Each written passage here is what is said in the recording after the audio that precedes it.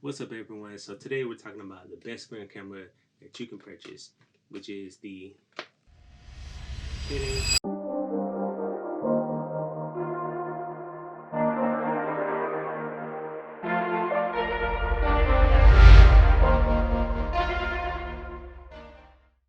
So I have a confession to make. You all remember the video that I made a few months back about me getting rid of the 1DX Mark II?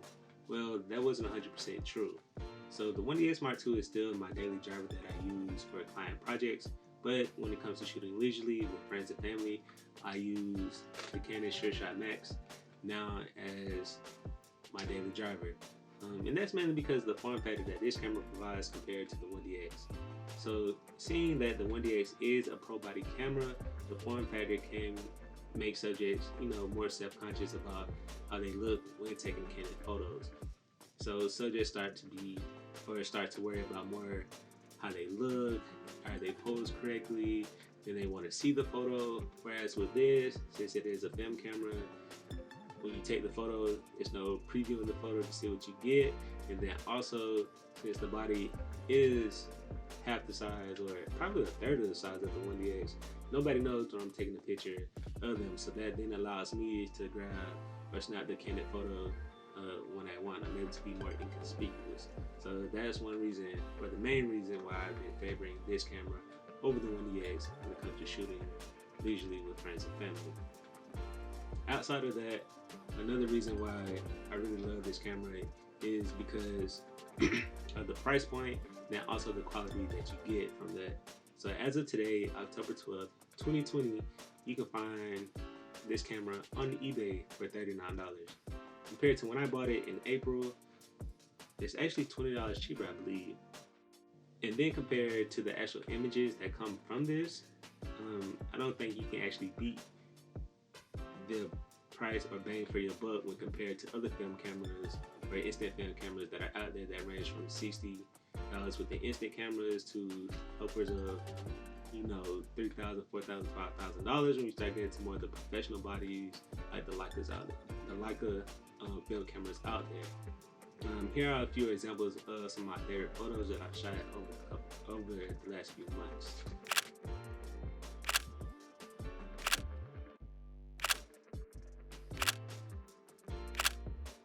Now to the actual cons that I don't like about the camera.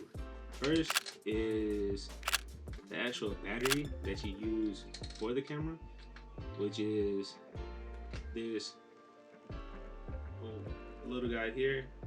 It is a 123 battery or a 3V battery, and before actually using this camera, I've never heard of that battery size before. It's not nothing like the traditional 2A or 3A battery. So when it came to actually finding the battery for this camera, I made sure to purchase multiple just to make sure that I had some laying around and at hand whenever I may need it. So I keep them in the car, camera bag at home, wherever, just in case if I always need a backup.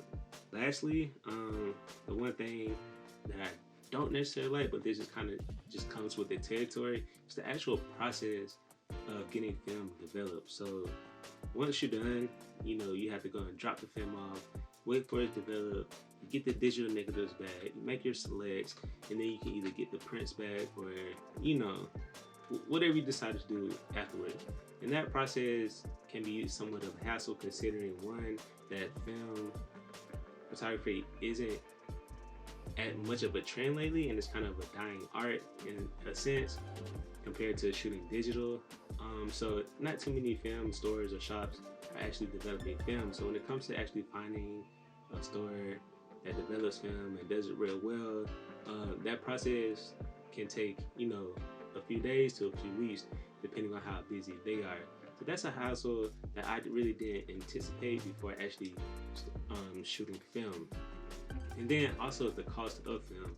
So when it comes to actually shooting film, you actually shoot on a single roll. So you'll load this up into the camera and then begin shooting. A single roll like this can range from anywhere from $5 to $7. So if you buy in bulk like I do, buying a cartridge which holds about, I want to say like 5 to 6 rolls of film. So you do the math. That price can, you know, add up quickly if you're shooting frequently, and actually be more expensive than the actual camera itself. So, you know, it is what it is. Um, but nonetheless, actually shooting film for me has been worth it despite the cost and the inconvenience of actually getting the film process. Considering with digital photography, um, you necessarily don't cherish the moment that you're in. Considering when shooting digital, you can snap the photo, preview it to see what it looks like, and then, you know, decide if you want to keep it or trash it. Whereas with shooting film, you only get about 36 exposures from a single roll of film. So you have 36 chances or 36 photos to take on a single roll. So you kind of use those 36 exposures sparingly to make sure, you know, you capture the best moment at the right time. So it kind of makes you slow down on your process, think before you shoot, and just that, oh, just that process that film photography forces you to do allows, or it makes me appreciate the art of photography a little bit better than actually shooting digital. And then also, you know, the process, although it is a hassle waiting to get the end result back, it does make you appreciate that moment even more, because you kind of forget, and then once you see the photo, you're like, oh, look at this, like that was a great time. Or, you know, it just brings back that whole nostalgic, you know, feel of those home albums that you used to have laying around the house. So yeah, that's kind of my spiel on shooting film photography over the last few months, and using this guy here. Again, not a sponsored video. This is just, you know, my free thoughts and ramble about shooting film photography and shooting with this camera. So, you know, take it all with a grain of salt and consideration before purchasing your own film camera, or not, you know, if it's not something you want to do. But nonetheless, man, that'll do it for me.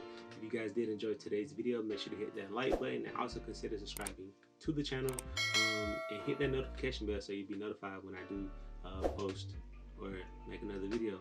But until then, man, I'll catch you guys all in the next one. Peace.